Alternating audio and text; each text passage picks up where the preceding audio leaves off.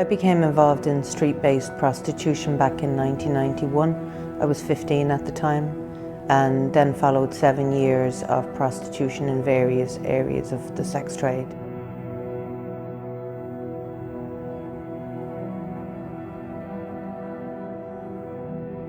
At 22, I managed to extricate myself from that life.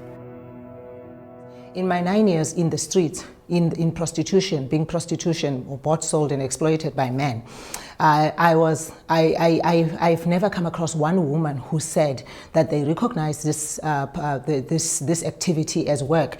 All of us recognized it as a means of survival when there were few or no other options for us. Prostitution is neither sex nor work. It's not sex because there's no mutuality involved.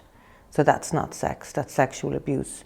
And it's not work because we should never dignify exploitation with the term of work. So no, I would never use that terminology, and I'd strongly advise nobody else to use it either.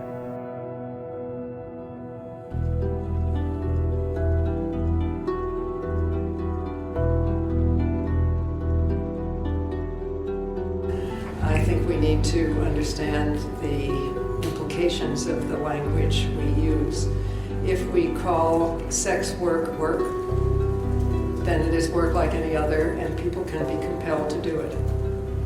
I was in prostitution for 9 years, and initially I had a time frame of getting into prostitution because we were in debt and were on the verge of losing the only thing that we had as a home and the shack we lived in. My time frame was a month. At tops. I was going to get the money, pay the debt for my mother, and then maybe get a little more money to start up something like a little or small business or informal business. But 9 years later, I found myself still trapped within the system of prostitution. And the impact is always the same. It's always psychological, emotional, spiritual devastation, quite frankly.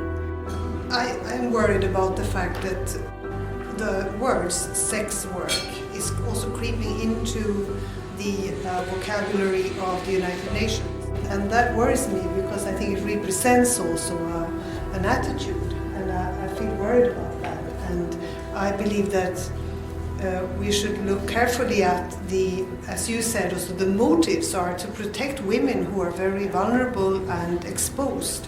So how do we do that in the best possible way? Prostitution absolutely should not be fully decriminalised, and there is a great deal of confusion around this in the world. People think that by decriminalising prostitution, what's meant is decriminalising the prostituted persons involved. But that's only one element of the full decriminalisation model. The other elements involve decriminalising pimps, decriminalising brothel keepers, decriminalising all third-party profiteers, and of course decriminalising the men who abuse and exploit women within that system.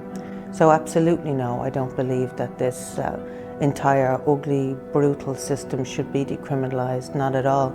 The only parties who ought to be decriminalised are the exploited persons caught up within it.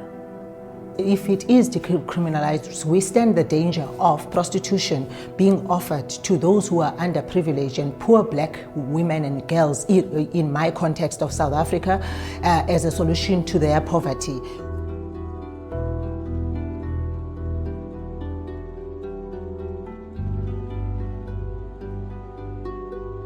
I'm not long back from New Zealand, where prostitution is fully decriminalised, by which that means pimping is fully decriminalised, sex buying, brothel keeping, all of those things are fully decriminalised in New Zealand.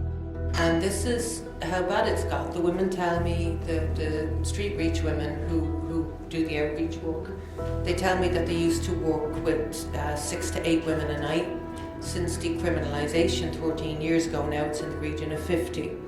So it has exploded. I think that the majority of funding agencies that fund the call for the full decriminalisation of prostitution genuinely don't understand the call that they are answering, because the call they are answering involves decriminalising exploitative parties.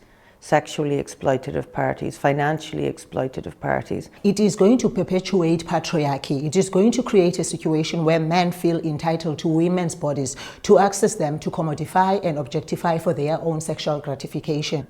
If I had a message for them, it would be to look more deeply into what it is that you are funding and to ask direct questions. Is this money, for example, going to go towards decriminalising pimps and brothel keepers? Is this where you want your funding to go? Is this really the influence you want your organisation to have in the world? I feel that prostitution should not be fully decriminalised, but should be abolished altogether to realise women's equality.